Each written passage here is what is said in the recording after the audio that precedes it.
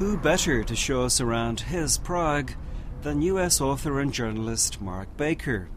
After all, the seasoned travel writer has penned a number of guidebooks to the city since moving here at the very start of the 1990s. Our short tour begins in the district Baker has called home in recent years, Bubeneč, a quiet, leafy part of Prague 6. You know, for me, when we choose to live in a place in Prague, we try to choose places that we feel some sort of connection to, even some kind of aesthetic or spiritual connection to. And for me, it was always the 1920s in the Czech Republic and 30s. I like the architecture and the styles and things like that. And for me, Bubeneč is the district of that period. You know, most of the houses were built, in that style around here.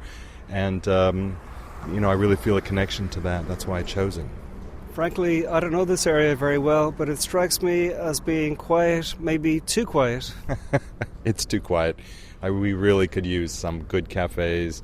We could use any piece of night activity here, even a good bar we could use, So apart from the architecture, what's good about living here?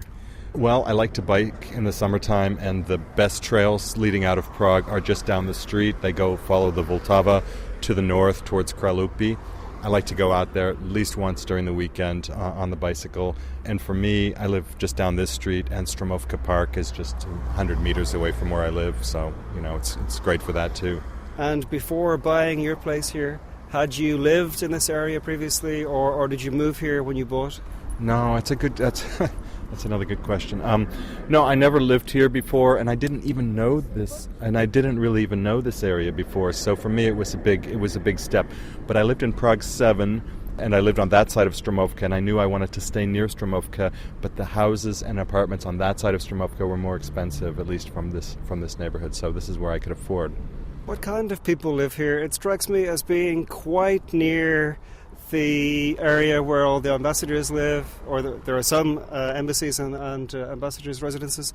Also, it's quite near the headquarters of the Czech army.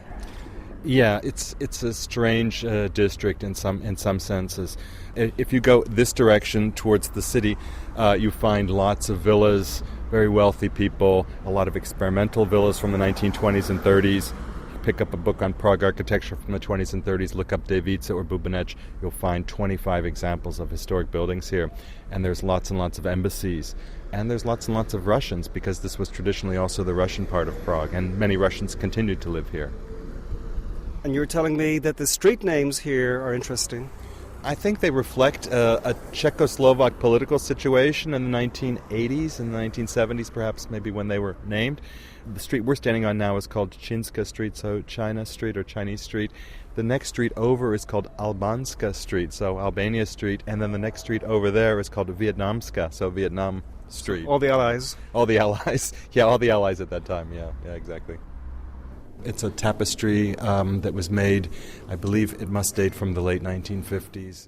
Mark Baker points to a big tapestry of Prague that looks ancient, until you notice the enormous statue of Stalin on the city's Letna plain, unveiled in 1955 but torn down 7 years later. The tapestry's on the wall of the lobby of the one-time Hotel International, a socialist realist structure that Baker can see from his apartment window. However, his connection to the building dates back a lot further. It's one of the very first places that I stayed when I began my writing as a guidebook writer. At the time, I was working on a guidebook for Fodor's with my girlfriend at the time, and this was 1991 in February. And I have very scant memories of that trip, but I do remember driving into Prague. It was very, very cold that winter in 1991. And we decided we were going to stay here because of the architecture. And we were expecting a really grand, incredible hotel. And what we found instead was a Chedok Class C hotel, basically, a tourism hotel in a way. But it is a remarkable building. Yeah, definitely. The architecture, that's what we were driven to. There are very, very few examples of socialist realist architecture in Prague. So from the exterior, it was really impressive. But once you checked in and then got to your room and actually stayed here, it was like an army barracks, actually. Well, I see there's still a red star here on the roof. You were telling me that the original idea was that Stalin himself might stay here. Well, I mean, just a small correction there. It's not a Red Star anymore. It's a Gold Star because the hotel is now owned by the Crown Plaza or the Vienna International Hotels Group. And, in contrast to what I said about being an army barracks, it's actually a pretty nice hotel these days. But it was a Red Star. And then when Holiday Inn moved in here, I think in the 1990s, they painted that Red Star green. So it was a Holiday Inn Green Star, which is also the symbol of their corporation, and now a Gold Star, yeah. What about Stalin? Was he meant to stay here, do you know? That's a good question. There's a lot of misconceptions about this hotel. One is that it was somehow a gift of the Soviet Union to Czechoslovakia. That's not entirely true. The idea to build a hotel here actually came from the Czechoslovak Ministry of Defense, who wanted to build a hotel that would house army personnel living in Prague after the war. And then in the early 1950s, as political developments gathered pace and the communists became more powerful, then it became kind of important to build it as a symbol of communist power.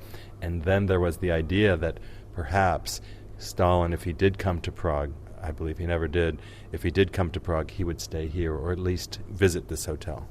And the original name, it's had many names over the years, but the original name was Druzhba, like friendship, I guess. I believe it may have been Druzhba, but I believe the square in front of the hotel was called the Square of Druzhba. I have to look that up. Yeah, the name of this hotel has changed several times, but it's the Hotel International. That's the one that has stuck somehow. I don't know why. Even to this day, even though it's called the Hotel Crown Plaza, people still refer to it as the Hotel International, and when I'm taking a taxi home, I don't live too far from this hotel, and if the taxi driver isn't familiar with my street, I always tell him it's next to the International Hotel, the Hotel International. Also, it's one of the most distinctive buildings in Prague in its own way. It looks like something from Moscow, or what I would imagine I would see in Moscow.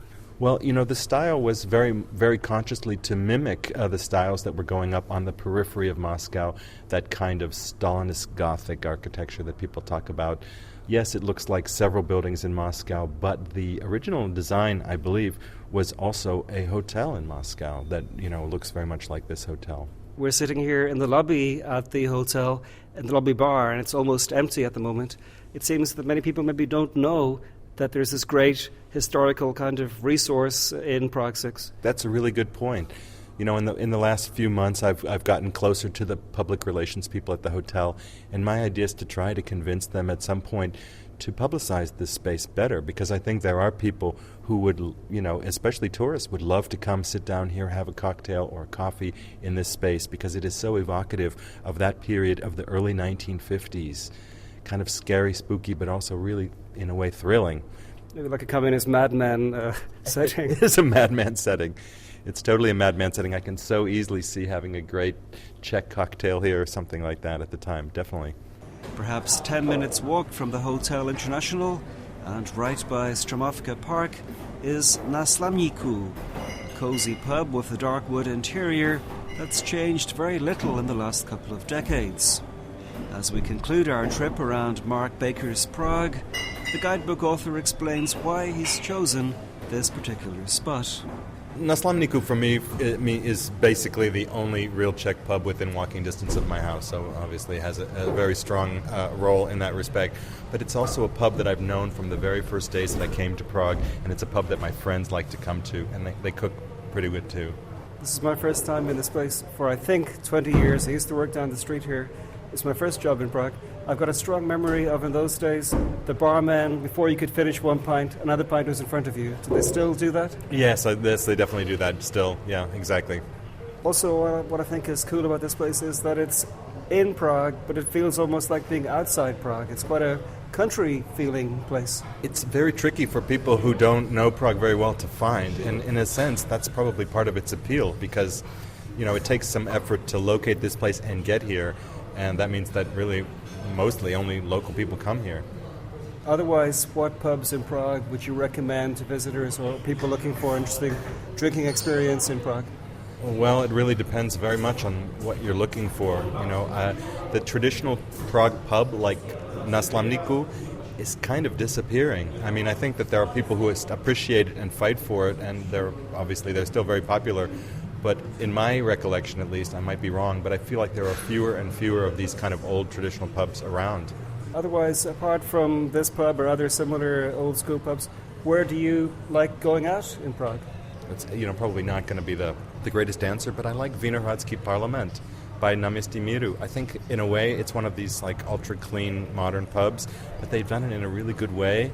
They put some emphasis in the cooking, and unfortunately it's a Staropramen pub, but some of the Staropramen, like the 11 Degrees, pretty drinkable beer, and then unfiltered Staropramen is also a drinkable beer. So I love that place, actually. I've been there, I like it, but it does feel a bit like a factory. I mean, it's so huge, there's God knows how many people working there. Yeah. No, I understand that completely, and it doesn't have any of the atmosphere of a place like Slamniku or another traditional old pub. But it's cleaner, the food is probably better, and, there's something to be said for it. It's a really nice place, and it's cheap. It's not that expensive. What about cafes? What are your favorite cafes in the city? I spend a lot of time in cafes because I work from home, and I have to get out of my house to do some writing and to see some people. I have to be sort of alone in public, as they say. A cafe I go to quite often is Café Liberal in Holszewice. It's a kind of pub-by-night cafe during the day kind of place. But it feels like an old Vienna pub. It's not very popular. That means you can always get a table, and they have great Wi-Fi there, and pretty good coffee. Pretty good coffee sounds good to me. That was U.S. author and journalist Mark Baker, Ian Willoughby's guest in this week's edition of My Prague.